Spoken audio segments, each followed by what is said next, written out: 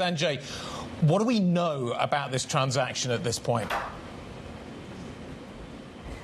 So it's a very significant transaction for Bharti Global matters, because this investment is done by Bharti Global. Bharti Global is an investment arm for the Bharti Group, the conglomerate which covers telecom to digital to hospitality. That's number one. And the transaction is done by Bharti Televentures Limited, which has no connection with the Bharti Airtel Limited, which is India's #1 wireless carrier, or any other subsidiaries. This is done at the investment arm level, and they have agreed to pick up the stake of 24.5% in BT Group PLC at this point of time, and they will be going for the first tranche would be around 9.99%, and remaining will be done after the regulatory permissions are in place.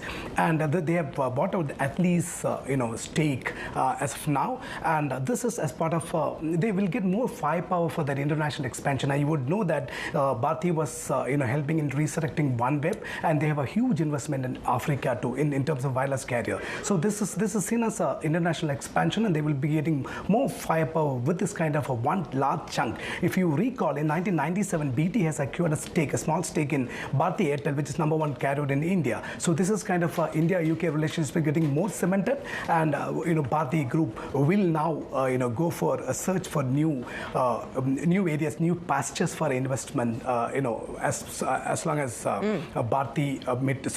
Sunil Bharti Mittal is concerned. And Sanjay, we've heard from the chairman of Bharti today, making it clear that there's no intention to bid for the rest of the business. So with that in mind, what makes it attractive, do you think? Is this, you've mentioned the international expansion story, is this a play on the UK, or is it a play on telecoms? What do we think?